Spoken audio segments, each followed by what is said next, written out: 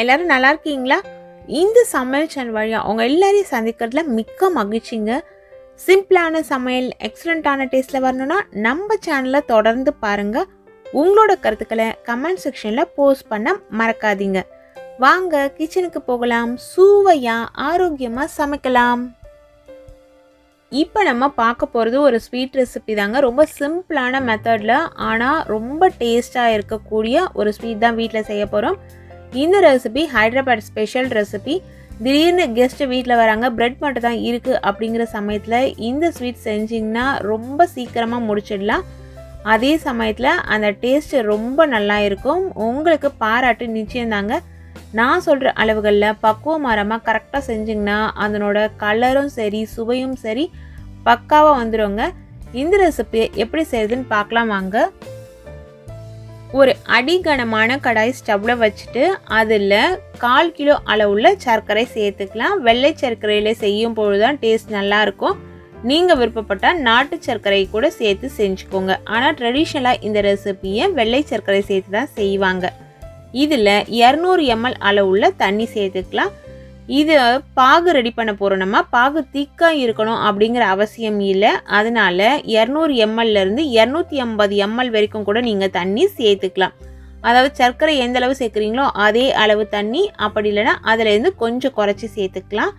High ஃப்ளேமில் வச்சு இதை நல்லா கொதிக்க விடுங்க. நல்லா முத்து முத்தாக கொதிச்சு நமக்கு கொஞ்சம் திக்கான பாகுபதத்தில் இது வரும். அதாவது குலோப் ஜாமுனுக்கு நம்ம ரெடி பண்ணுவோம் இல்லைங்களா, அதை விட இன்னும் கொஞ்சம் திக்காக லைட்டாக அந்த திக்னஸ் இருந்ததுன்னா போதும். அது வரைக்கும் நம்ம இதை ரெடி பண்ணி எடுத்துக்கலாம். இதில் கலருக்காக குங்குமப்பூ சேர்த்துருக்கேன்.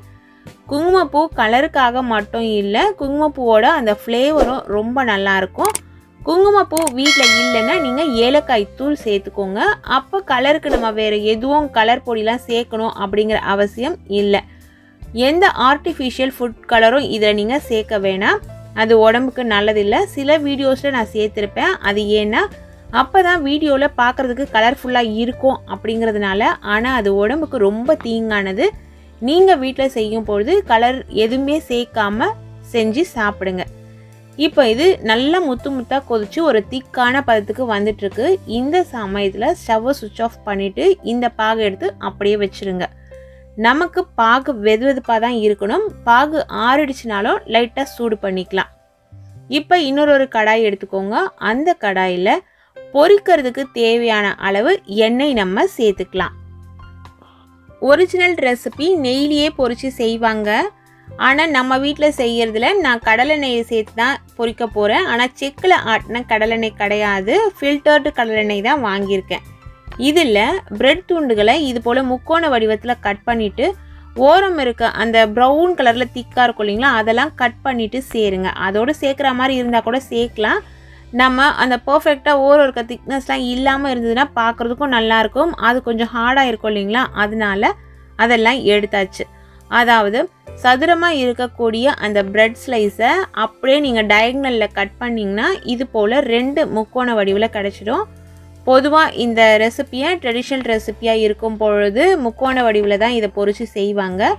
இல்லை நம்ம கொஞ்சமாக எண்ணெய் விட்டு பொரிக்கணும்னு நினச்சா நீங்கள் 4ஆக கட் பண்ணி சதுர வடிவ துண்டுகளாக கூட நீங்கள் பொரிச்சு எடுத்துக்கலாம். ஆனால் இது போல் ஒரு கோல்டன் கலர் வர வரைக்கும் கரெக்டாக பொரித்து எடுத்துக்கோங்க. தீயை மிதமாக வச்சுக்கோங்க. இந்த ப்ரெட்டு நல்லா மொறுமொறுப்பாக நமக்கு இந்த கோல்டன் கலர் வர வரைக்கும் நல்லா பொரியணும். ஆனால் கலர் மாறி தீஞ்சிடக்கூடாது. டார்க் ப்ரௌன் கலரில் வரக்கூடாது. அந்த பக்குவம் ரொம்பவே முக்கியம். தீயாமல் இந்த ப்ரெட்டை பொரித்து எடுத்துக்கோங்க. ப்ரெட்டு தீஞ்சிருச்சு அப்படின்னா நம்மளோட உடம்புக்கும் நல்லது கிடையாது. ஏன்னா ப்ரெட்டு ஏற்கனவே வேக வச்சது தான், அதாவது பேக் பண்ணி தான் நமக்கு கொடுத்துருக்காங்க. அதை இன்னும் நம்ம கருகிற அளவுக்கு பொரிச்சிட்டோம் அப்படின்னா நம்மளோட உடம்புக்கு நல்லதில்லை. இப்போ எல்லாத்தையுமே கரெக்டாக பொரித்து எடுத்து வச்சாச்சு. இதை பொரிச்சிட்டு நம்ம அப்படியே இந்த சூட்டோடையே பாகில் சேர்க்க போகிறோம். இந்த பாகும் லைட்டாக வெதுவெதுப்பான சூட்டில் இருக்கும். அதாவது ரொம்ப சூடாக இருக்கணுன்ற அவசியம் இல்லை, வெதுவெதுப்பான சூட்டில் இருக்கும். அந்த சூடு பார்த்துக்கோங்க. இல்லை சூடு ஆறிடுச்சு அப்படின்னா லைட்டாக சூடு பண்ணிக்கோங்க. ஓரளவு ஆறின பிறகு இந்த பாகு எந்த அளவு திக்காக இருக்குது பாருங்கள். அதாவது பாகு பதம்லாம் செக் பண்ண தேவையில்லை. ஆனால் இந்த திக்னஸ் இருக்கணும், ஒரு பிசுக்கு பதத்தில் இருக்கணும். அந்த பிசுபிசுப்பு தன்மை அதிகமாக இருக்கிற அளவு இருக்கணும். அதில் இந்த பிரெட் துண்டுகளை நம்ம சேர்க்கிறோம்.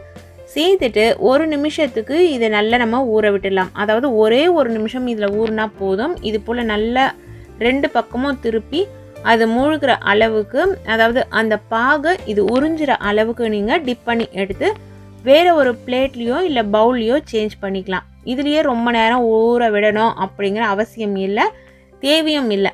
ரொம்ப நேரம் ஊறிடுச்சு அப்படின்னா ரொம்ப சாஃப்டாகி அப்படியே உடஞ்சி போயிடும். அதனால் ஒரு நிமிஷத்துக்கு மட்டும் இதில் ஊறட்டும். அதுக்கப்புறம் இதை எடுத்து அப்படியே இன்னொரு பிளேட்டில் சேஞ்ச் பண்ணிக்கோங்க. பிளேட் இல்லைன்னா அகலமான பவுல், நம்ம வீட்டில் பேஷன்லாம் யூஸ் பண்ண இல்லைங்களா, அகலமாக இருக்கணும். அது போல் ஒரு பாத்திரத்தில் இந்த பிரெட் துண்டுகளை நீங்கள் சேஞ்ச் பண்ணிக்கோங்க. இந்த பிரெட் ஸ்வீட் ரொம்ப சூப்பராக ரெடி ஆயிடுச்சுங்க. இப்போ இது மேலே நட்ஸ் எல்லாம் நம்ம தூவிக்கலாம்.